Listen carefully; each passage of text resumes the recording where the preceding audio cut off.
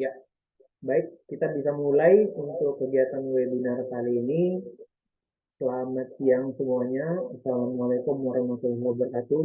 Shalom, Om Swastiastu, Namo Buddhaya, Salam Kebajikan.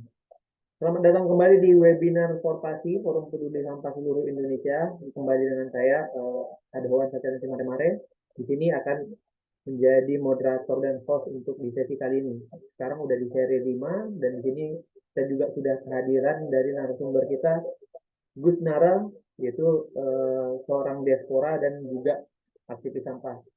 Ini sebelum memulai juga saya ingin menyapa dulu, di sini ada beberapa yang sudah hadir, ada dari Bobby, Ibu Dortea, ada Kak Gaul, terus ada Julia, lalu ada Maulida, ada NDH, ini Niko Yonatan, Reni Amelia, Surya Awang Ande, sama Yuris. Ya, baik, seperti biasa di Forpasi, karena kita sedang dalam pergerakan dan perjuangan untuk kebaikan lingkungan tanah air kita, mari kita dengarkan sejenak lagu Indonesia Raya.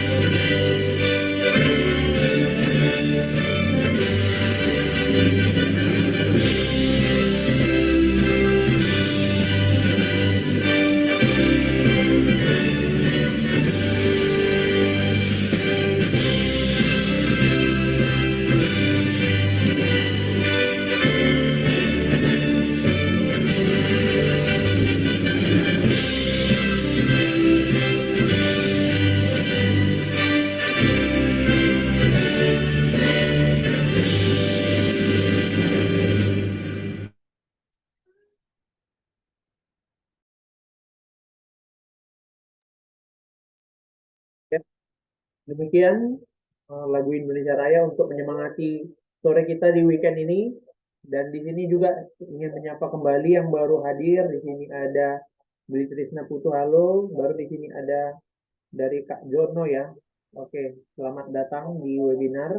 Dan juga ini ada satu lagi yang baru, belum kelihatan namanya, atau mungkin sedang rename. Ada Maulana Haidar ya, selamat datang ya di webinar diskusi lestari Forum Peduli Sampah Seluruh Indonesia. Oke, baik. Jadi setelah pemutaran lagu, jadi biasanya saya akan menampilkan sedikit paparan umum untuk memulai kegiatan kita. Saya akan share screen sebentar.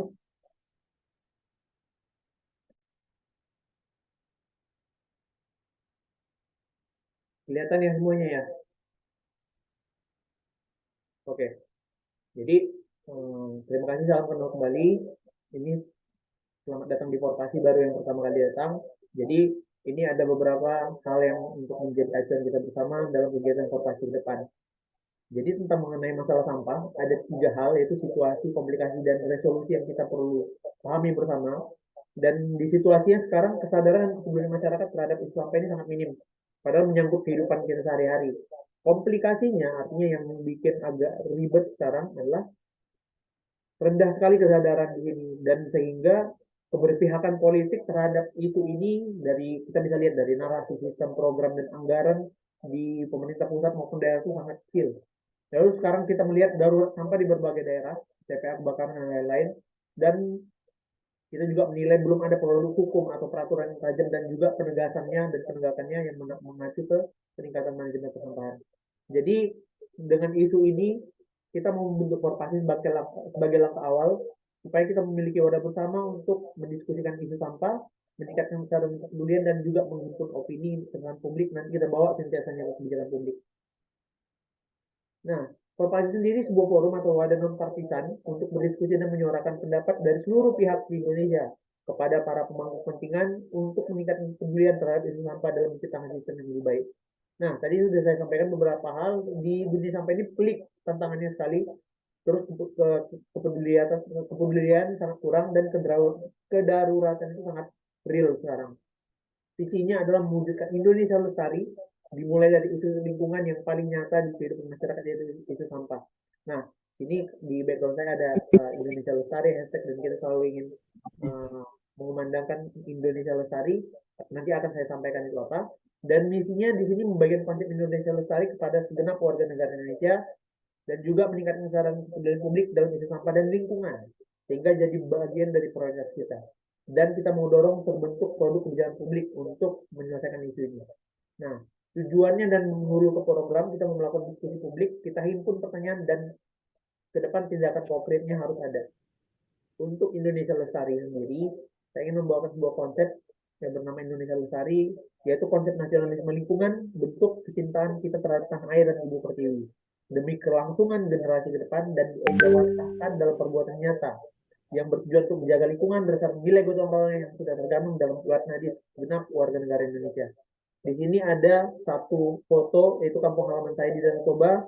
Saya membayangkan di sini kita dari latar belakang yang berbeda, daerah yang berbeda-beda.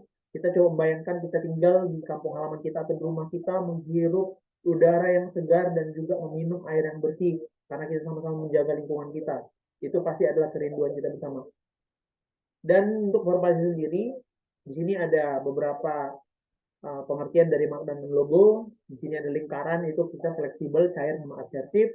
Warna hijau laut itu melambangkan warna lingkungan, tenang dan sikap positif optimis.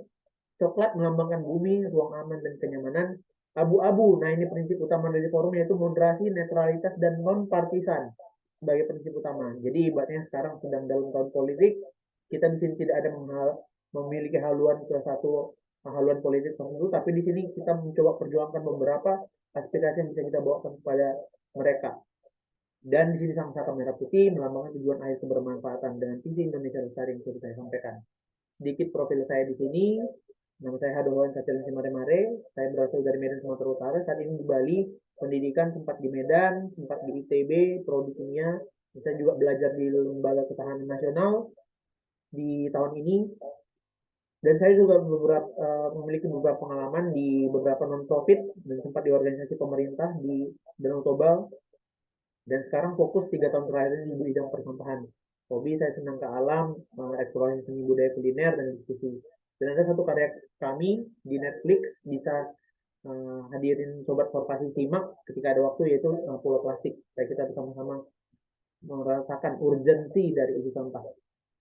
Nah, garis besar kegiatan adalah 3, dan sekarang kita berada di tahap pertama, itu diskusi lestari. Ini adalah beberapa webinar. Kedepannya akan ada 3-5 webinar lagi rencananya untuk kita bisa memahami dan peduli isu sampah ini. Kedepan kita jahit narasinya untuk membuat poin kebijakan, dan terakhir kita tanya dan kawal untuk audiensi dan kawal langsung kepada orang-orang di pusat sana. Jadi begitu untuk paparan umum dari saya sendiri. Nah, nanti pasti kita akan mendengarkan paparan yang lebih keren lagi dari narasumber kita. Jadi di sini karena sudah paparan umum, saya juga ingin menyapa kembali yang baru gabung. Di sini ada Mercia, lalu terus ada Tiar Belinda, ada Kak Tenti. Selamat datang di webinar korporasi ya. Nah, tadi untuk perkenalan juga udah saya sampaikan, dan juga nanti narasumber akan memperkenalkan kembali. Ini juga ada selama perjalanan webinar, silakan menggunakan background, dan juga nanti kalau ada pertanyaan, kalau tidak terakomodir di sini, bisa diformulir untuk pertanyaan. Oke, karena kita udah nggak sabar lagi apa yang akan ditampilkan narasumber, di sini saya ingin menyapa dulu Gus Nara. Om Swastiastu, selamat siang dan selamat pagi di waktu Inggris. Om Swastiastu, selamat pagi, selamat siang juga buat teman-teman. Wah, ini kita akhirnya ketemu lagi melalui webinar ya. Kita udah lama juga nih nggak ketemu Gus Nara nih. Lama, setahun lebih. Setahun lebih, apalagi sekarang melanglang buana di negeri seberang ya Gus ya. Betul. Aduh, mantap nih. Ini kita senang sekali. Terima kasih kesediaannya Gus untuk nanti berbagi bersama kita dan juga sesuai tema di sini seri 5 apa dampak sampah ke krisis iklim global. Kita mau belajar dari Gus Nara di sini karena sebagai diaspora yang sedang berada di luar negeri. Oke, lama-lama lagi. Saya persilahkan untuk Gus Nara untuk memulai paparan. Silakan Gus. Oke, selamat pagi teman-teman semua. Ntar saya izin share screen.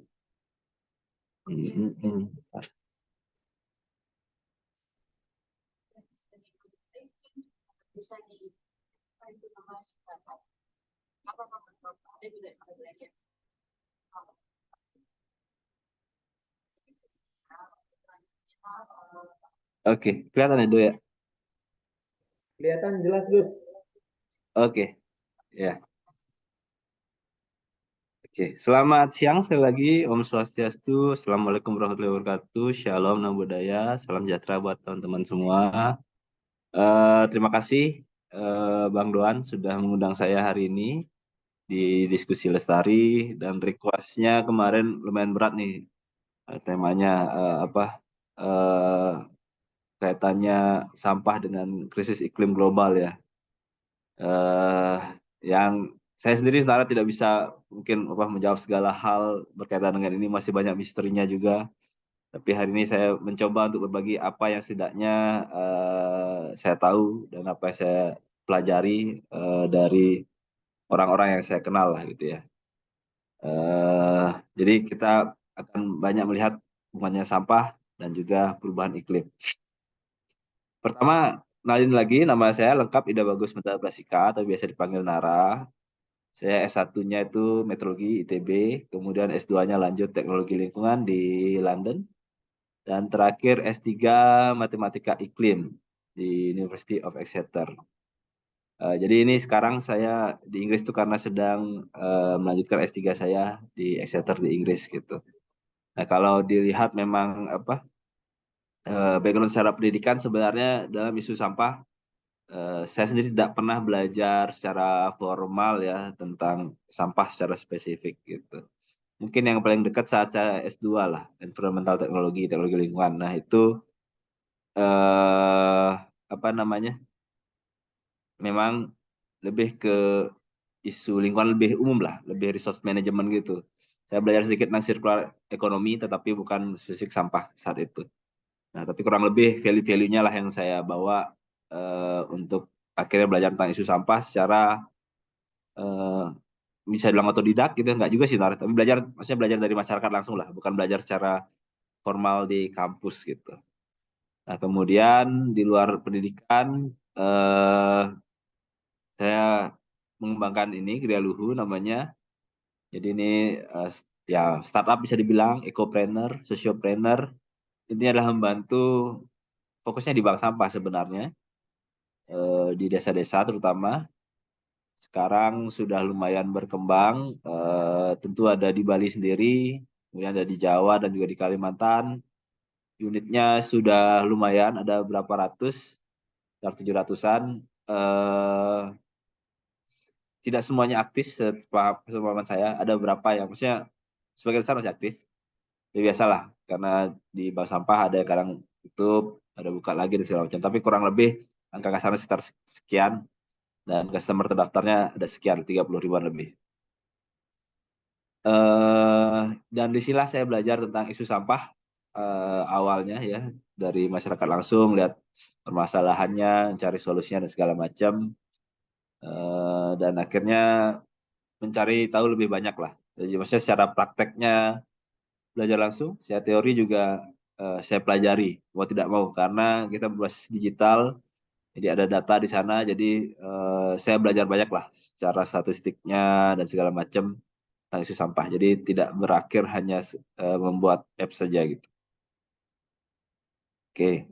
Terus ini saya di kampus. Ini kampus saya University of Exeter. Jadi di sini memang secara apa ya, secara bidang itu saya belajarnya matematika iklim, tapi itu kan masih kayak umum ya, dan mungkin membingungkan apa sih itu matematika iklim. Nah, secara khusus riset saya memang melakukan perhitungan karbon global ya. Lebih spesifik lagi di Southeast Asia. Jadi grup riset saya, profesor saya itu memang spesialisnya melakukan perhitungan karbon secara global dalam isu climate change. Karena mungkin teman-teman juga paham bahwa karbon itu punya apa ya, ya indikator penting lah dalam penentuan perubahan iklim. Nah, jadi maksudnya perhitungan karbonnya bagaimana? Jadi kita memperhitungkan kayak ya dari fossil fuel, dari perubahan lahan, dari kebakaran, dari setiap daerah punya ciri khas masing-masing gitu, dan termasuk di sampah gitu ya.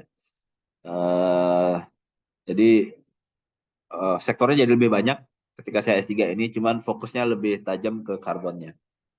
Kurang lebih begitu bagaimana eh, apa background saya belajar, dan semoga hari ini saya akan bagi sebagian dari apa yang saya pelajari gitu. Bukan yang saya kerjakan langsung, tapi tim saya yang, maksudnya tim saya, ya senior-senior saya lah, atau profesor saya yang sudah kerjakan. Jadi saya belajar dari mereka. Nah itu hari ini akan saya bagi buat ke teman-teman semua. Oke, oke. Nah sebelum saya menyampaikan apa hubungannya, saya pengen tahu nih ekspektasi teman-teman. Menurut teman-teman nih, sebenarnya sampah dan perubahan iklim ini hubungannya apa sih? Dan seberapa kuat sih gitu. Saya mungkin teman-teman bisa ini apa tulis di chat aja ya kali ya. Tebak aja nggak apa-apa. Maksudnya apapun yang ada di kepala kalian teman-teman kira-kira hubungannya apa silakan disampaikan. Jadi kita sama-sama tahu nih ekspektasinya selama ini pemahamannya sampai di mana gitu. Dan nggak ada salah benar ya karena saya juga nggak bukan dosennya teman-teman semua. Jadi tidak mau menyalahkan atau membenarkan. Jadi hanya pengen tahu ekspektasinya menurut teman apa sih sebenarnya hubungannya. Mungkin kita kasih waktu 1 menitan lah ya. Kalau ada yang mau tulis di komen di chat ya, sorry. Apa kira-kira hubungannya sampah dan perubahan iklim?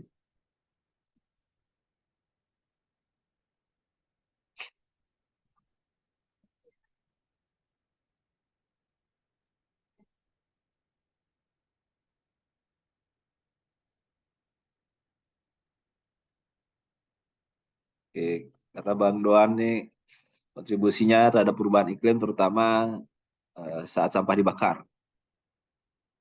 Oke, kata Bang Niko landfill gas metan merupakan gas rumah kaca. Oke, kata Bang Surya Awang hubungan sampah dengan perubahan iklim menurut kami ialah suhu udara. Oke, oke. Untuk yang kejadian TPA ada gas metana yang membuat ledakan. Oke, oke. Ada lagi penumpukan gas metana. Oke. Jadi Mercia F. Apono. Oke, oke. Saya pertama produksi emisi gas RK. Thank you banyak. Jawabannya ini sudah berarti apa? Sebagian sudah mendapatkan isunya ya. Nah, kita ke pertanyaan kedua nih. Bentar. Oke. Nah, tadi kan sudah ada banyak bilang emisi, ada kebakaran dan segala macam. Nah, pertanyaan kedua dari saya adalah menurut teman-teman sampah apa yang paling berpengaruh terhadap perubahan iklim? Organik, non-organik, residu, sampah rumah tangga, medis, apalagi ya. Ya, menurut teman-teman apa nih? Dari sekian berbagai jenis kategori sampah, menurut teman yang paling berpengaruh apa nih? Oh, Bang Dua semuanya berpengaruh. Oke.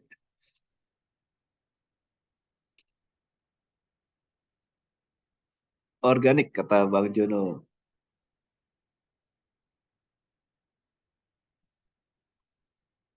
Metana spesifik ke organik. Oke. kata Bang Duan lagi.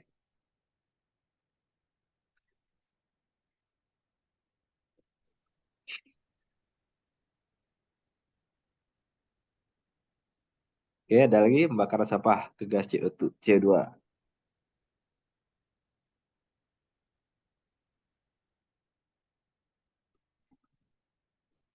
Sampah organik secara langsung, sampah anorganik secara tidak langsung. Wah, mantap nih Bang Niko Yonatan. Semua jenis saya beli, oke. Dari Versia.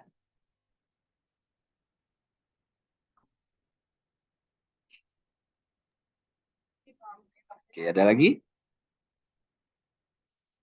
Makasih pendapat. Oke,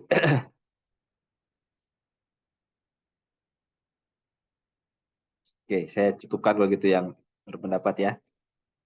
Oke, thank you banyak teman-teman. Jadi kita sudah apa ya dapat pemahaman awal lah dari teman-teman juga berbagi tentang isu ini sebenarnya berhubungan enggak gitu ya. Bilang berhubungan karena tadi ada pembakaran CO2, metana, terus yang berpengaruh tadi ada organik bahkan semua lah kalau kata Bang Doan ya. Nah, eh, yang berikutnya saya akan share sebagian besar adalah sebenarnya hasil riset. Jadi eh, bukan hasil riset saya sekali lagi, tapi biar kita punya basis informasi yang lebih akurat lah tentang apa sih kondisi dan seberapa jauh pengetahuan global sekarang tentang isu ini. Oke, bentar. Oke, jadi ini pertama adalah 5 hubungan utama sampah dan perubahan iklim ya. Ini risetnya lumayan lama sebenarnya, tahun 2000 kalau nggak salah. Saya lupa siapa yang nulis ya. Tapi saya ada papernya. Jadi kurang lebih secara umum itu ada 5 hubungan. Hubungan ini dalam artian dia bisa dalam artian adalah meningkatkan, mengurangi, atau saling terkoneksi gitu. Kurang lebih gitu ya. Nah, yang pertama teman-teman tadi sudah banyak, nah ini saya rasa yang paling obvious yaitulah emisi meten atau metana. Ini yang paling jelas dan ini akan kita bahas lumayan banyak nanti sepanjang slide-slide berikutnya. Kemudian ada berkaitan dengan energi yang dihasilkan dari mengolah material atau bahan. Dalam hal ini adalah raw atau recycle. Jadi ada perbedaan besar yang terjadi antara pengolahan jenis bahan ini, energi yang dihasilkan ini menentukan pengaruh terhadap perubahan iklim. Ada perhitungan potensial perubahan iklimnya. Kemudian energi recovery dari sampah. Jadi proses sampah itu sendiri yang dicampur lah segala macam itu juga punya potensi energi sendiri yang bisa digunakan dengan berbagai teknologi dan kebutuhannya. Kemudian ada carbon sequestration. Sequestration itu saya tuh dari kemarin berusaha mencari bahasa Indonesia yang pas tapi nggak dapet ya. Sequestration tuh kalau mungkin paling dekatnya adalah kayak menyerap ya. Apa karbon yang bisa diserap kembali oleh alam sebenarnya. Jadi ada potensi untuk mengurangi pengurangan sequestration. Ya nantilah kita lihat ya. Kurang lebih begitu. Kemudian ada juga isu yang sangat berkaitan adalah tentang transport dari proses pengolahan sampah itu sendiri. Oke. Nah, yang pertama faktor utama yang paling banyak, seperti saya bilang nanti akan kita bahas banyak sekali adalah metan. Eh, jadi metan ini adalah salah satu jenis gas, nanti kita akan lihat gasnya seperti apa. Tapi dalam isu hubungan sampah dan perubahan iklim, metan memang yang paling paling dominan mempengaruhi. Meskipun ada juga karbon dioksida dan ada beberapa apa namanya eh, gas rumah kaca lainnya. Tetapi kenapa metan? Karena begini, eh, secara umum gas rumah kaca itu ada banyak sebenarnya, tetapi yang dominan sekali dalam skala global itu ada 3 besar, yaitu karbon dioksida, metan, dan juga nitrous oxide. Eh, dalam isu sampah, apakah ada karbon dioksida yang dihasilkan? Ada, tetapi ketika proses pembakaran sebenarnya lebih banyak. Kemudian, sedangkan metan ini proses yang sebenarnya jumlahnya lebih kecil daripada karbon dioksida. Tapi kalau kita baca di sini, dia itu secara potensi dampak perubahan iklimnya itu per setiap partikelnya karbon dioksida dibanding dengan metan itu, metan bisa sampai 21 kali lebih berdampak karena sifatnya ya. Nah, padahal jumlahnya lebih sedikit.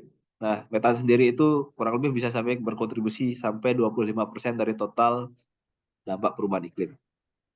Dan nitrous oxide itu lebih banyak ke agriculture biasanya, berkaitan dengan pupuk dan segala macam, itu biasanya lebih banyak di sana dihasilkannya. Dan ada berapa lagi gas rumah kaca lagi yang lebih kecil-kecil, kurang lebih 3 besar itu. Dan dalam isu sampah, metan inilah yang paling terpengaruhi jumlahnya akibat pengolahan sampah. Kemudian tadi part kedua tentang material dari bahan mentah atau dari recycle.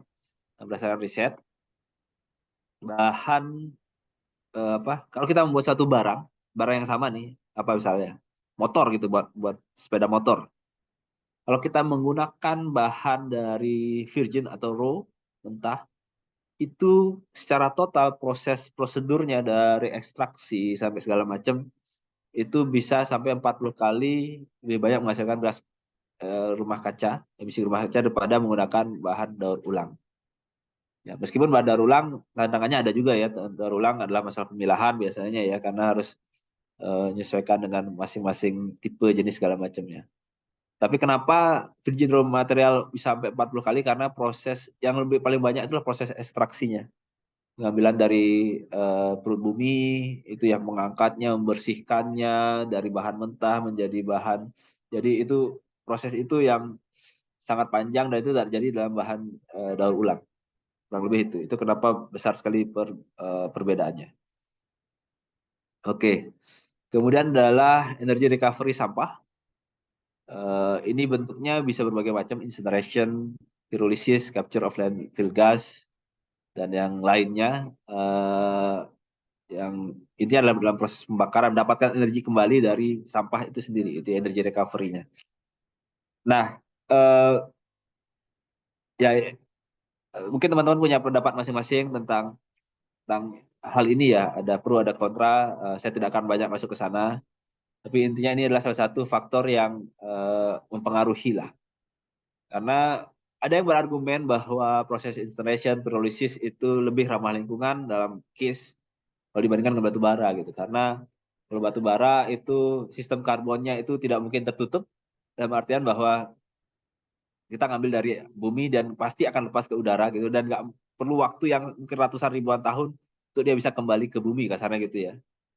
Nah, kalau dalam hal sampah, terutama misalnya kertas gitu, argumennya adalah biasanya ya ambilnya dari tanaman, ya dibakar ke udara dan akhirnya di capture lagi oleh tanaman. Jadi zero gitu katanya.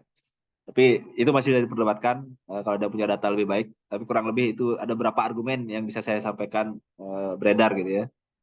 Kemudian capture landfill gas ini sendiri emang beri double benefit karena dapat mengkonversi metan jadi karbon dioksida. Jadi capture landfill gas ini maksudnya ya tadi, kalau kita punya TPA gitu, itu secara alami dia akan menghasilkan landfill gas ya, umumnya metan gitu ya, dan beberapa gas rumah kaca lainnya.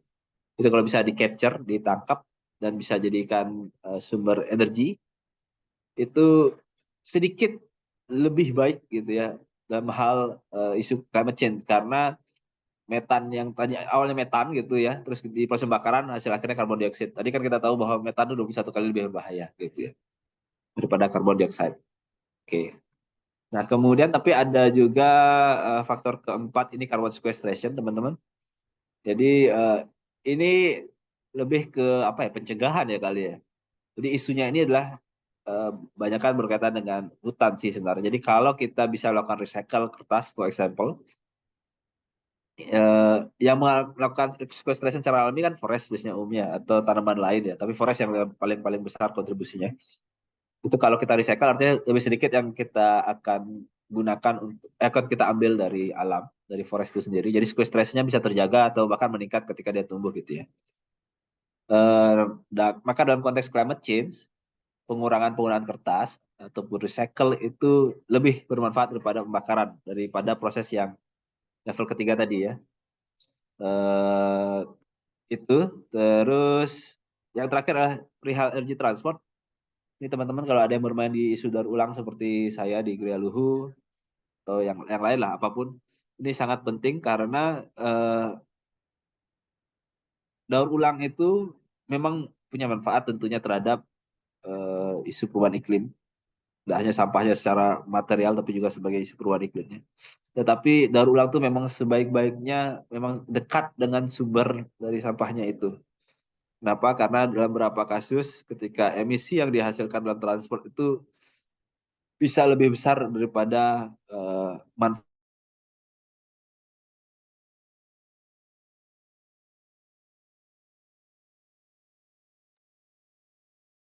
Tes, tes. Oh, ini Gus Nara sepertinya hilang. Sebentar.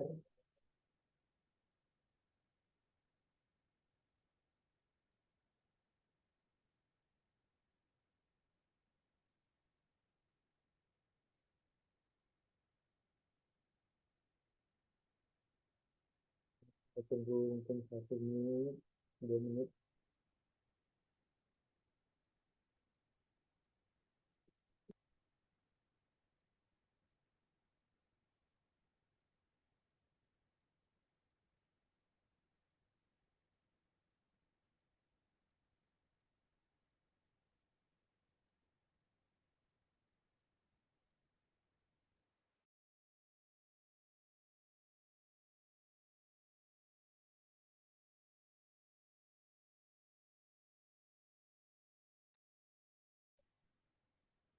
Ya, ada sedikit teknis dari Gus Nara. Ini mungkin sembari menunggu, ini bisa langsung nanti kalau ada formulir, ini ada formulir kalau ada pertanyaan ke Gus Nara, dan bisa juga nanti sembari di sesi tanya jawab berdiskusi. Ini juga ada yang baru datang juga, saya sapa dulu. Halo Tumpal, ada Ibu Tenis, ada dari siapa lagi nih? Pak Fenty tadi udah ya baru datang, baru join. Ini sambil menunggu Gus Nara. Nah, di sini ada beberapa insight. Di sini artinya ada beberapa hal yang menarik. Kalau gas metana itu tadi berdampak sekitar 25% kontribusinya terhadap eh, krisis iklim ya. Jadi krisis iklim biasanya Halo teman-teman. Sorry. Oh iya, siap. Mungkin kita lanjut ke Gus Nara ya. Ya, Ya, maaf, ada saya nggak tahu begitu. kenapa tadi saya tiba-tiba putus jaringannya. Sorry ya. Oh siap Gus, siap. Nanti kita lanjut lagi ya. Silakan Gus. Iya, saya izin lanjut. Semoga tidak keputus tiba-tiba lagi. Oke, ya tadi sampai dari transport intinya bahwa transport yang terlalu jauh terhadap daur ulang itu berpotensi untuk menihilkan pengurangan emisi itu. Oke, Ups, bentar. Oke, nah, oke, itu tadi kita lihat 5 hubungan utama ya. Dan sebenarnya kalau kita berbicara tadi tentang karbon, karbon itu apa sebenarnya itu? Sebenarnya karbon itu ada di mana-mana teman-teman. Bisa dibilang semua makhluk hidup itu mengandung karbon lah. Termasuk kita manusia gitu ya. Kurang lebih 18% tubuh kita itu terdiri dari karbon. Jadi kalau kita apa ya nanti meninggal gitu ya, sudah waktunya itu ya entah nanti ya mau dibakar, mau dikubur segala macam, itu tubuh kita itu akan ada karbon yang dilepas gitu. Dan selama proses kita bertumbuh juga sebenarnya kita menyerap dan melepas karbon juga. Jadi ada sirkulasi dalam tubuh kita. Nah, ini ada sedikit kimia, tetapi sebenarnya nggak kimia beneran. Saya juga nggak ahli kimia, tetapi ini menyederhanakan apa yang kita pahami aja gitu ya. Jadi sebenarnya tubuh kita ada karbon. Nah, karbon ini pasti akan lepas gitu ya dari tubuh kita, dari tubuh tanaman, dari tubuh hewan segala macam. Nah, pertanyaan berikutnya adalah dia bertemu siapa ketika dia lepas. Itu yang akan menentukan dia akan jadi karbon dioksida atau metan. Tadi saya sampaikan bahwa 2 dari 3 yang paling besar itu adalah karbon dioksida dan metan ya. Kurang lebih kalau digabung setara 70-80% dari gas rumah kaca yang berpengaruh ya. Nah, kalau dia bertemu dengan oksigen, dalam kondisi terbuka biasa seperti kita sehari-hari, si karbon ini secara alami akan menjadi karbon dioksida ya. Ya dia C ketemu O gitu ya, oksigen, CO2 gitu ya. Nah, tetapi ketika tidak bertemu oksigen, nggak ketemu temennya gitu, temunya mungkin apa ya, ya yang lain lah ya. Tapi ada hidrogen di sana misalnya, nah itu akan membentuk metan gitu. Jadi sebenarnya sama-sama ada karbonnya, kedua ini karbon dioksida ataupun metan itu punya unsur karbon. Jadi emang berasal dari saya, dari teman-teman sendiri, dari teman segala macam. Cuman masalah dia nanti bereaksinya dengan siapa. Oke, jadi pertanyaan pertama tadi tentang apa hubungan perubahan iklim. Tadi sudah saya sampaikan, dan yang paling besar adalah metan. Pertanyaan berikutnya adalah sampah apa yang paling berpengaruh. Nah, jawabannya ya bisa macam-macam, teman-teman. Tapi kalau dari saya, jawabannya adalah sampah yang tercampur. Karena metan ini kan memang asalnya dari sampah organik ya. Tapi sampah organik yang tercampur dengan sampah non-organik, entah plastik, eh, logam, kertas kaca, dan segala macam, dia itu membuat environment yang tidak ada oksigennya. Ya, karena dia tertumpuk gitu ya, oksigen nggak bisa masuk dalam tumpukan sampah yang sudah tercampur, dan itulah yang bereaksi dengan hidrogen, kemudian bentuk metan ini. Jadi menurut saya yang sumbernya adalah sampah yang tercampur. Itu yang membentuk. Oke, oke. Nanti tolong jangan tanyakan tentang kimia lebih jauh. Saya tidak paham. Mungkin nanti Doan kalau ada yang mau tanya tentang kimia nanti Doan bisa jawab ya. Ini hanya penyederhanaan ya. Biasanya istilahnya kalau nggak salah, kalau yang dengan oksigen itu aerobik, yang tanpa oksigen itu proses anaerobik. Anaerobik. Oke. Ya, saya paham cuma sampai segitu aja. Tenang aja. Oke. Ini tadi yang saya sampaikan tentang apa ya, tipe gas rumah kaca yang paling berpengaruh ya dari IPCC nih 2004. Sebenarnya sekarang juga udah ada update-nya, tapi tidak ada perubahan angka, tetapi tiga besarnya belum pernah tergantikan lah. Jadi karbon dioksida, udah ada metan. Metan tadi lihat cuma 14%, tapi dia mempengaruhi sampai 25% total potensi perubahan iklim. Kemudian nitrous oxide yang tadi saya bilang, dan ada lainnya lagi. Jadi memang nggak cuma ini, tetapi ini yang paling besar, dan biasanya peneliti global fokus di tiga besar ini. Jadi kalau di global sekarang ada 3 laporan utama: global carbon budget, global methane budget, sama global nitrous oxide budget, yang mengukur ini secara setiap berapa tahun sekali lah. Dan kita akan bahas yang global methane budget lebih banyak hari ini. Oke. Nah, salah satu ciri khas metan tadi kan sudah ini ya, ketemu oksigen dan tidak ketemu oksigen ya. Ya, kalau karbonnya langsung ketemu oksigen saja, dia berasal dari karbon dioksida. Dia emang hidupnya lebih lama, tetapi less potent ya, lebih lebih tidak berbahaya. Tapi kalau metan sendiri emang masa hidupnya di alam itu lebih pendek, tetapi dampaknya bisa berkali lipat. Dan ketika metan sudah jadi metan, kemudian bertemu dengan oksigen, dia akan jadi volatile organic ya, jadi zat beracun. Jadi berhati-hati yang sering bermain di TPA, suka merasa pusing, itu kemungkinan menyerap metan yang sudah ketemu oksigen. Ya, itu kenapa teman-teman yang kerja TPA, meskipun cuma ya dengan sangat pelindung berbagai macam, itu bahayanya masih sangat berbahaya lah. Dan itu jangka panjang kan, karena dia terakumulasi dalam tubuh, dalam paru-paru kita. Oke. Nah, ini adalah laporan global methane budget yang teman-teman bisa akses dengan free di Global Carbon Project. Sayangnya global methane budget ini tidak update every year ya,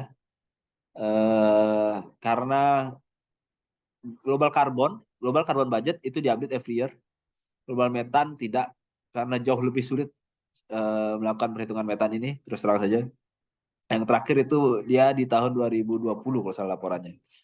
Tapi kemarin saya ketemu sama lead autornya, itu kalau nggak salah tahun ini ya, kalau salah itu akan keluar versi 2023-nya lagi. Jadi akan ada update, tapi setidaknya kita sudah dapat pemahaman paling awal.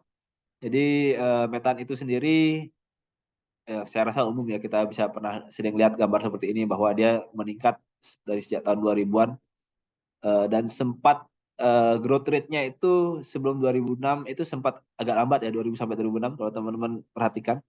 Dia kadang di bawah nol, kadang dekat di nol, itu slow down rate ya, growth rate. Tapi sejak 2006 ke atas itu growth rate-nya berlanjut jauh lebih tinggi. Oke. Penyebabnya apa? Ada beberapa. Ya. Faktor yang paling kuatnya adalah waste and agriculture dan juga fossil fuel. Oke. Nah, kemudian metan ini sumbernya dari mana ya? Jadi ini adalah apa sih namanya? Breakdown. Untuk melakukan perhitungan metan ini cukup sulit. Jadi mereka menggunakan dua pendekatan ya, bottom up sama top down.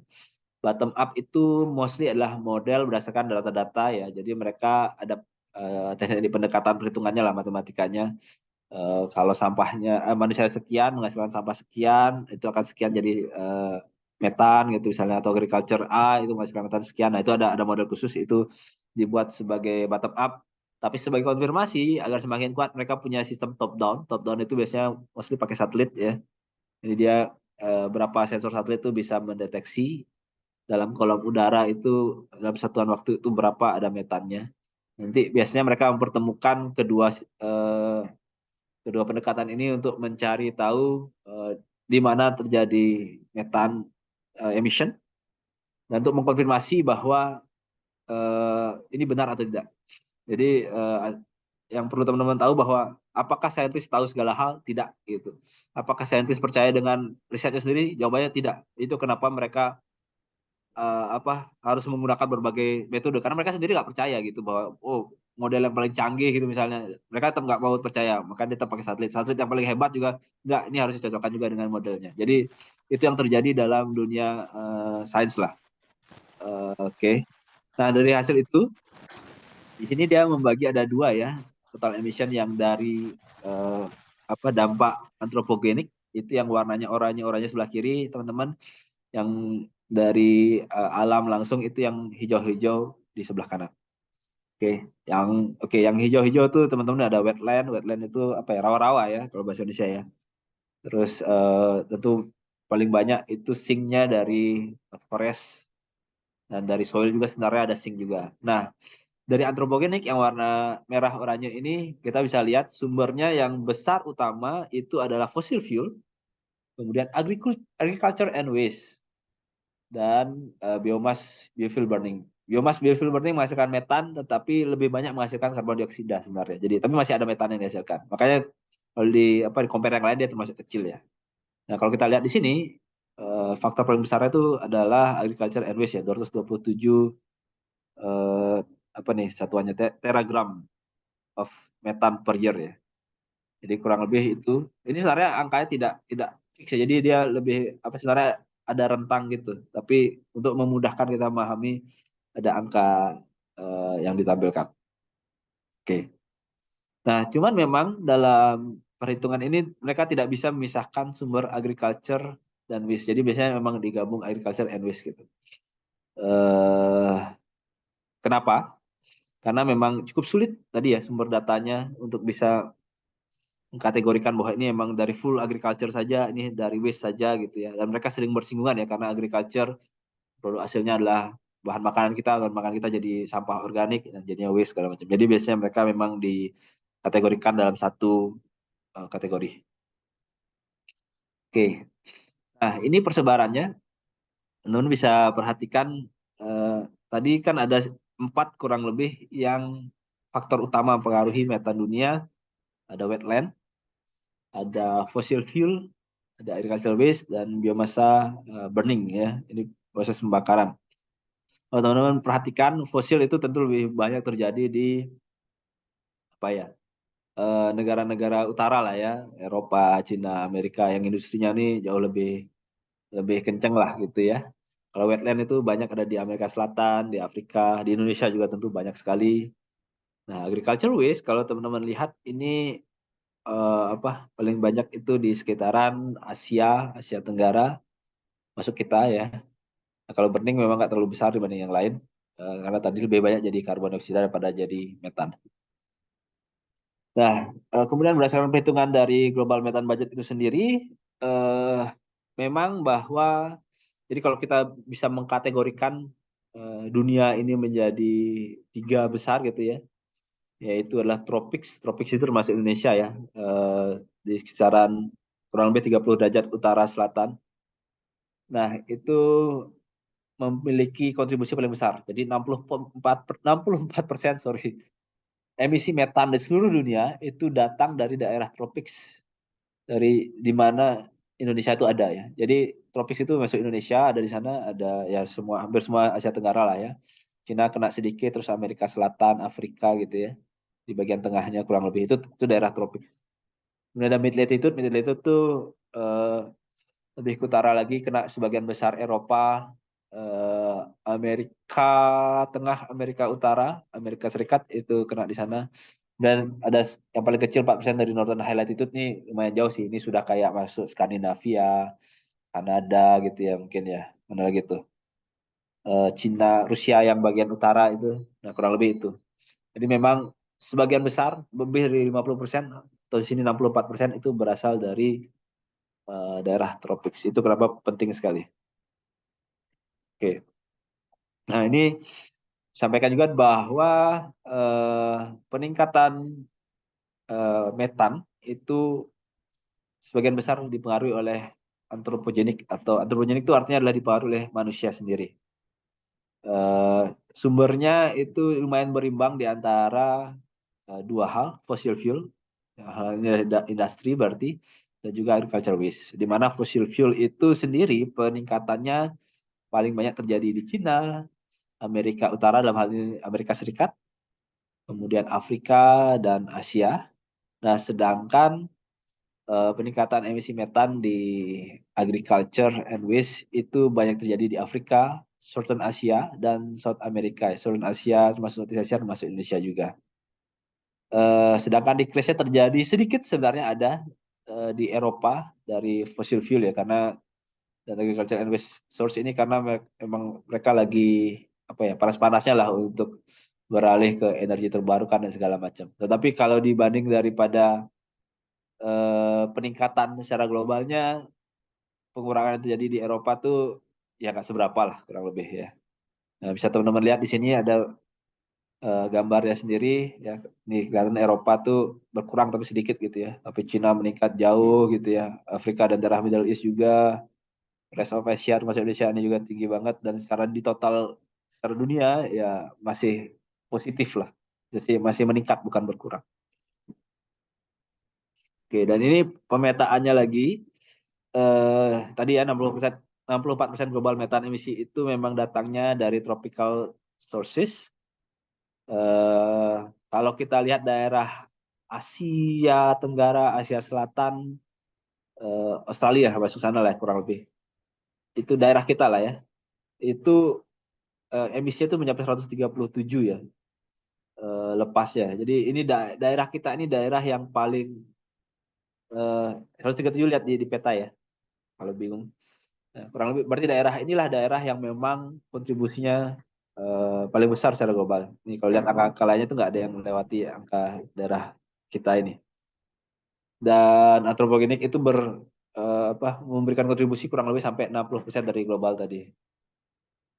Dan emisi terbesar datang dari South America, Afrika, Southeast Asia, and China.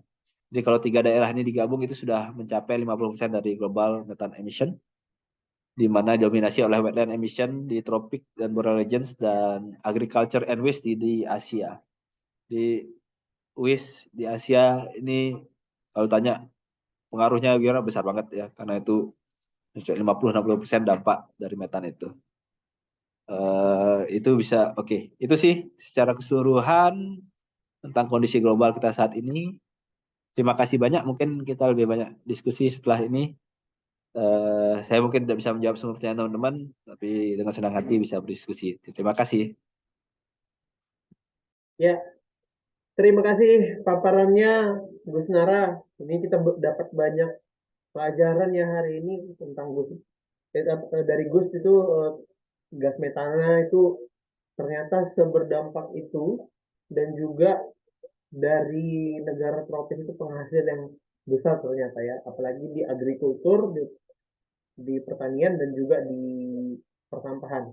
Ya, untuk mempersingkat waktu, jadi sekarang dibuka sesi pertanyaan. Kita mungkin mulai dari yang hadir dulu, bisa langsung bertanya kepada Gus Nara. Ini karena seru sekali, kita nggak menyadari gas metana di sekitar kita, barangkali ada yang ingin ditanyakan, dipersilakan.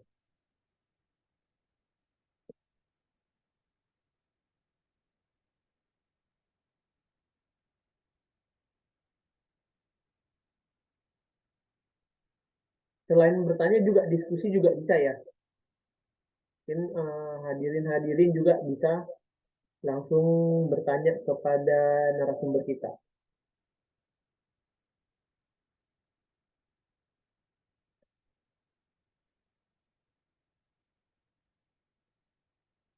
Oke, ini mungkin belum ada ya.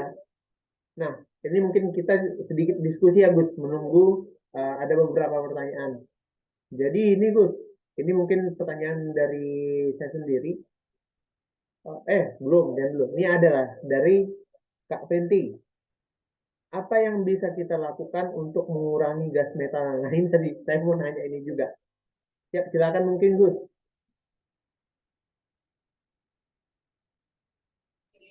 Oke, sorry. Tadi udah ngomong tapi masih di mute. Mana maju. Oke, ya. Jadi pertanyaannya apa gitu ya? Ada banyak ya. Tapi yang paling sederhana yang mungkin teman-teman juga sudah lakukan itu adalah sebenarnya di isu pilah sampah ya. Karena kalau teman-teman berhasil pilah, itu pengelolaannya lebih gampang kan. Lebih sedikit yang berakhir ke landfill satu pastinya. Eh, Mungkin berakhir jadi kompos dan segala macam. Kemudian lebih mudah sebenarnya untuk capture energinya. Kalau udah organik saja gitu misalnya. Atau bahkan sebenarnya akan lebih sedikit metan yang dihasilkan ketika dia hanya organik saja daripada dia bertumpukan dengan sampah jenis lainnya. Jadi kalau tanya apa yang bisa dilakukan, yang paling sederhana yang secara pribadi bisa lakukan sebenarnya dipilah sampahnya. Kemudian kalau dalam skala yang lebih besar dalam hal yang apa ya industri gitu ya, TPA gitu, itu eh, yang paling bisa dilakukan adalah capturing ya. Jadi kalau kita lihat TPA, sebenarnya TPA di kita kan apa ya, hampir semua itu kan open dumping ya, secara praktikal ya. Meskipun secara teorinya macam-macam lah. Jadi banyak sekali yang memang bukan akhirnya. Ya, harusnya tempat pemrosesan ya. Ya, eh, harusnya itu benarnya di capture dan jadikan energi. Eh, Memang sih jadinya karbon dioksida hasil akhirnya, tetapi dibandingkan metan dalam jumlah yang sama kan kita tahu bahwa itu dampaknya lebih kecil ya. Eh, Kalau memang desain dan penerapan TPA-nya benar, hal itu bisa terjadi. Maksudnya capturing dan menghasilkan energi itu bisa terjadi gitu ya. Tapi ya fakta di lapangannya banyak tidak terjadi. Eh, Apalagi yang bisa dilakukan ya? Ya itu paling ya. Kalau yang faktor alam kayak wetlands, foresting itu mungkin ya kita hanya bisa konservasi ya. Tapi kalau dalam isu sampah yang bisa kita lakukan ya rasa itu sih. Siap, Gus. Ini kebetulan tadi tergelitik untuk apa yang bisa kita lakukan. Ini mungkin tambahan juga di saat memilah itu kan berarti ada jadi tiga. Setidaknya jadi organik, terus ada anorganik yang mungkin bernilai ekonomi atau terakhir di residu. Pada umumnya seperti itu. Walaupun di tempat di Inggris atau di luar negeri kayaknya udah semakin banyak ya pemilahannya, Gus. Nah, kemarin juga ada dapat insight, sedikit bercerita juga, kalau di saat kita memilah sampah itu, biasanya tuh ada, ini terutama kalau ada bungkusan-bungkusan yang bisa kita upayakan juga, yang saya juga sedang belajar adalah dicuci sebenarnya sampahnya ya, dicuci, tapi kita melihat dulu itu kandungannya apa. Kalau minyak sebenarnya nggak masuk ke air, tapi kalau kayak bumbu-bumbu itu kayak mengurangi porsinya mungkin sedikit karena mengurangi kayak terjadi reaksi di sana karena itu nanti dicampur lagi. Barangkali itu. Terus metana sendiri. Nah, mungkin ada pengalaman melihat di sekitar Gus. di Inggris bagaimana untuk mengelola sampah atau gimana di Eropa? Kan barangkali di sana ada pengalaman yang bisa dibagikan juga. Ya, jadi kalau aku perhatikan sih ya, eh, kalau dibilang Inggris pengelolaan sampahnya lebih bagus nggak sih daripada Indonesia? Eh, Lebih bagus gitu. Tapi apakah jauh lebih bagus? Kurasa enggak. Eh, ini pertama untuk Inggris dulu ya. Pertama Inggris memang pengelolaannya apa? Ada pilah ada gitu. Tetapi memang diserahkan kembali ke kota masing-masing dan memang kurasa belum di level yang bagus banget lah gitu ya. Banyak tempat sebenarnya sampah itu masih kecampur juga gitu ya. Cuman Inggris sendiri ya penduduknya mungkin nggak sebanyak Indonesia gitu. Kemudian mereka juga punya dana yang cukup kuat untuk bisa mensupport apa namanya pengolahan sampah gitu ya. Uangnya besar lah, ada lah gitu ya untuk beli mesin, beli alat segala macam itu jauh lebih mudah daripada di Indonesia. Jadi dari sisi itu kurasa Inggris tidak super power lah dibanding Indonesia. Dan jelas di Inggris nggak ada bank sampah. Dan aku memang perhatikan juga banyak tempat yang ya aku pun sudah milah ujungnya dicampur tuh masih ada kok di sini itu masih ada kejadian. Cuman untuk yang apa ya mungkin yang poin agak bagusnya adalah memang sangat jarang sampah yang lepas ke alam dalam jumlah besar gitu ya. Dalam artian apakah ada yang buang sampah sembarangan gitu? Aku masih menemukan gitu. Cuman mungkin tidak selevel separahnya di Indonesia lah, kurang lebih gitu. Nah, cuman kalau kalian teman-teman mau pembanding yang lebih bagus di Eropa, bukan Inggris sih menurutku ya. Scandinavian country itu terus Belanda mungkin itu jauh lebih bagus. Tetapi kita juga harus paham bahwa Scandinavian Belanda itu penduduknya kecil. Jadi manajemen Swiss itu bersih banget memang. Tapi itu jumlahnya kecil, ya mereka jauh lebih bisa mengelola lah. Pasti lebih gampang modifikasi apa ya sosialnya lah dibanding teman-teman di Indonesia. Jadi aku nggak akan bilang bahwa jauh lebih bagus gitu. Mereka pun di sini masih masih banyak PR lah untuk hal itu. Oh ya, sama mengkompos di sini susah banget karena cuaca dingin. Jadi kayak nyari matengnya tuh, aduh, duluan udah kemana-mana lah. Itu kenapa orang sini jarang sekali ada yang mengkompos beneran secara rumah tangga ya. Siap, itu menarik informasinya Gus ya. Bahkan di sana susah juga mengkompos. Nah ini ada tadi di chat dari Kak Senti, bagaimana mengcapture energi dari sampah di TPA yang sampai sudah tercampur-campur. Oke, jadi itu kunci pertamanya ada di desain TPA sendiri. Jadi kalau TPA-nya benar, itu dia seharusnya tidak hanya apa ya, cuma lahan terbuka dan selesai gitu loh sebenarnya. Jadi kalau TPA yang mau benar itu dia ada apa ya, ada saluran lindinya, ada saluran gas metannya, jadi ada pipa-pipa di dalamnya segala macam. Jadi itu yang bisa digunakan untuk capture. Karena kan ketika gas metan ini terbentuk itu sebenarnya di dalam tumpukan kan. Maksudnya dia tidak semerta-merta gitu lepas dulu kecuali ada yang menggaruk gitu dari atas misalnya. Itu baru dia bisa lepas gitu. Nah, dia itu ada di dalam sebenarnya. Jadi kalau bisa diberikan apa ruang-ruang, maksudnya ada pipa di dalamnya didesain khusus untuk bisa capture itu bisa apa disalurkan lah. Gas metan itu secara alami dia akan terbang ke atas kok, naik ke atas gitu. Jadi tinggal dibuatkan jalur-jalur aja di pipa-pipa di bawah dan ada saluran ke daerah apa ke area pembakarannya ya untuk menghasilkan energi gitu. Jadi kuncinya di sana sih kalau mau capture ya. Jadi nggak perlu nunggu dia lepas dari atas dan di capture di atas gitu sebenarnya eh, untuk bisa dapetin metannya. Semoga terjawab. Siap Gus. Ini mungkin ada lagi yang bertanya. Tunggu sedikit.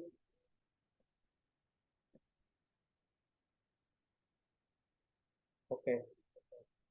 Kalau misalnya, oh udah ada lagi nih, Kak Mercia.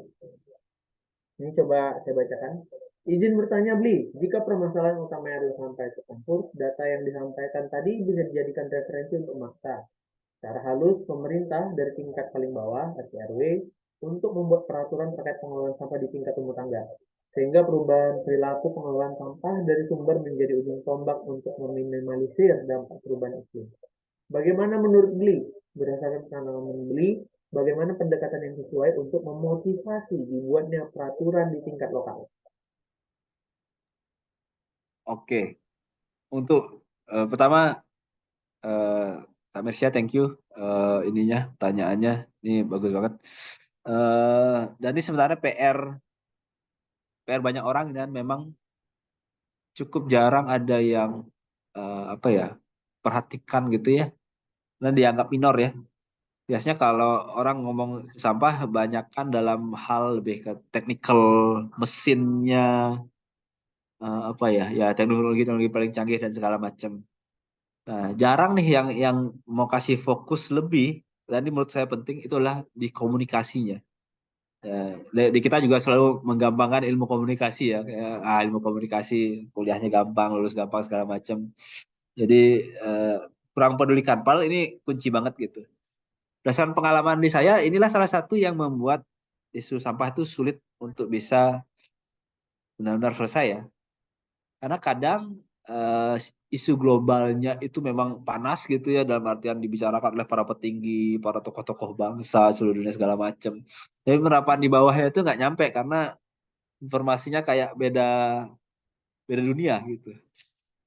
Yang paling gampang deh dulu ketika 3R, recycle, reduce, recycle, reuse gitu ya. Mungkin bagi teman-teman yang muda-muda terutama kayak udah paham itu artinya mengurangi daur ulang, menggunakan ulang gitu ya. Gampang kan gitu. Tapi ketika nyampe di masyarakat di level terbawah, komunikasi itu nggak segampang itu. Bagi mereka apaan reuse, apaan recycle gitu ya. Ya kalau cuma terjemahin itu recycle adalah daur ulang, itu sih bisa aja gitu. Tapi bagaimana itu dilakukan secara langsung itu, dan kenapa mereka harus melakukan itu pertanyaan lain lagi. Berdasarkan pengalaman saya, isu-isu global ini harus ada yang memang mau fokus untuk mengkomunikasikan dengan baik dalam konteks lokal gitu. Dulu misal ketika saya masih Gria Luhu itu di awal-awal, kita berusaha cari uh, masyarakat ini sebenarnya apa yang mereka merasa sangat dekat masalahnya gitu. Salah satu case itu yang awal banget itu pernah ada kasus malaria nggak salah. Jadi ada satu desa itu banyak kasus malaria namanya, dengue apa ya? Pokoknya dengan nyamuk itu ya, saya nggak hafal, sorry. Ya pokoknya berkaitan dengan sampah, dengan isu uh, banyak kena penyakit akibat nyamuk itu. Jadi kita bawa isunya itu, oh ini penyakitnya ini gara-gara banyak ada tumpukan sampah gitu. Ya. Dan mereka akhirnya karena maksudnya mereka merasakan langsung banyak yang sakit, beneran ada sakit di desa mereka banyak, mungkin keluarga mereka ada yang kena, dan mereka juga lihat langsung sampahnya itu beneran ada nyamuknya. Jadi isunya terasa dekat bagi mereka. Jadi bukan pendekatannya bahwa kita harus serius recycle, kita harus membantu perubahan iklim atau isu global gitu. Itu nggak kena ke mereka karena ya jauh, dan itu urusan orang lah gitu kurang lebih. Tapi ketika isunya berasa sangat dekat, itu perubahannya bisa terjadi. Nah, untuk hal ini juga hal yang serupa ya. Informasi tadi memang apa penting dan bisa kita arahkan. Sekarang masalah pintar-pintar komunikasi, saya nggak tahu nih nanti eh, penerapan komunikasinya bagaimana. Mungkin ada tadi perihal oh nih kalau tercampur nanti menghasilkan metan, nanti gampang sakit misalnya, atau apa gitu yang memang mereka merasa dekat dan situasi lokalnya sesuai gitu. Nah, itu perlu pendekatan khusus memang yang tidak ada di perkuliahan, saya rasa. Memang teman-teman harus ketemu langsung masyarakat, tahu mereka ini butuhnya apa, masalah terdekatnya apa, eh, dan hubungkan dengan baik. Jadi memang tidak semua hal yang ada. Kalau tadi presentasi tadi dikasih ke masyarakat secara umum, saya rasa mereka ketiduran ya. Karena terlalu berat, ada grafik segala macam gitu ya. Tapi kalau kita bisa mentranslate dalam bahasa mereka yang jauh lebih sederhana, itu kuncinya, saya rasa perubahannya bisa terjadi. Semoga terjawab ya Kak Mercia ya. Oke, siap. Terima kasih pertanyaannya semua. Ini karena kita udah mau menghujung acara ya. Dan ini juga tadi sedikit menambahkan lagi, karena memilah itu sangat penting, udah jelas. Jadi kita bisa mengurangi metana, dan juga tentang isu yang beredar, semoga kedepannya kita semakin peduli dan bisa mengkomunikasikan, karena ini bukan kerjaan kita pemerintah aja, tapi kita juga, swasta juga, semua ini keroyokan isu sampah. Karena memang sangat sulit, bahkan saya ngomong ke beberapa narasumber sampai terjadilah kesimpulan seperti ini. Kalau bahkan level pemerintah itu bisa menyelesaikan isu sampah, berarti dia bisa menyelesaikan isu lain karena sampah itu begitu kompleks. Oke, baik demikian untuk sesinya. Ini terima kasih sekali lagi Gus Nara atas pengetahuannya. Ini kita senang sekali udah bisa bertemu, kita silaturahmi lagi dan juga berkenalan sesama sobat Korpasi. Dan sebelum penutup ini Gus, ada sedikit cindera mata dari Korpasi. Nah, karena ini mohon maklum kita belum bisa ngasih apa-apa, tapi barangkali di sini saya bacakan pantun untuk Gus Nara ya. Oke, makan selasi pakai gula. Rasanya agak lain tapi sedap sekali. Terima kasih Gus Nara. Semoga ilmunya semakin bermanfaat bagi negeri. Oke, jadi ini cindera matanya nanti barangkali kita ketemu bisa langsung kita ngobrol ya Gus ya. Nanti tak sampaikan ke Gus langsung, nanti juga kita bisa ngobrol-ngobrol banyak. Oke, jadi itu untuk cindera matanya.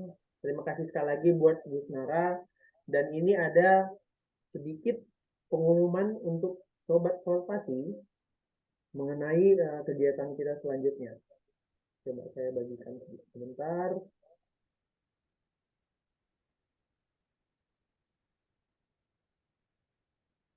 Oke, di sini rekrutmen masih terbuka untuk terutama mahasiswa dan fresh graduate.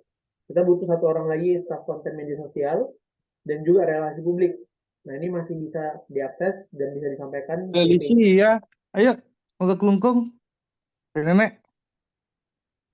Ya, saya mute dulu ya. Oke, ini bisa nanti ke CV saya sampaikan CV-nya ke email saya atau di website Indo Relawan.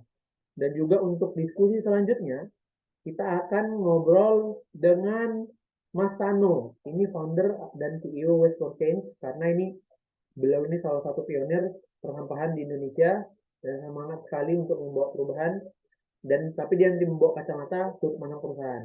Dan satu lagi ke depan kita dalam finalisasi itu ke Dr. Frans Teguh. Di sini beliau sebagai staf ahli di Kemenparekraf khusus pembangunan berkelanjutan dan konservasi. Karena di sini kita juga punya hipotesa kalau isu sampah ini sangat berkaitan dengan pariwisata berkelanjutan karena pariwisata berkelanjutan itu juga menjadi bagian besar dari industri Indonesia, tapi ada ancaman di situ. Tapi kira-kira ke depan seperti apa? Dan ekonomi hijau itu selalu menjadi agenda nasional sekarang akan digulirkan kembali. Ya, jadi demikian untuk sesi webinar kali ini. Saya juga izin capture juga kepada publik. Di sini ada yang udah stay sampai akhir. Saya ambil dulu secara galeri untuk di capture saja. Satu, ya, oke tadi mungkin sudah ada beberapa yang sudah pulang. Sekali lagi terima kasih banyak sudah meluangkan waktunya, terutama di sini dari Gus Nara. Terima kasih banyak Gus udah berbagi sama kita dan juga di sini sobat Korpasi terima kasih semua udah meluangkan waktu di akhir pekan. Selamat beristirahat. Jadi kita bisa kembali masing-masing. Semoga nanti bisa bermanfaat untuk semua dan dokumentasi juga akan nanti kita sampaikan melalui media sosial. Oke, demikian untuk mengakhiri. Terima kasih. Wassalamualaikum warahmatullahi wabarakatuh. Shalom, Om, Santi, Santi, Santi, Om. Namo Buddhaya, salam kebajikan. Terima kasih semua. Salam Indonesia Lestari.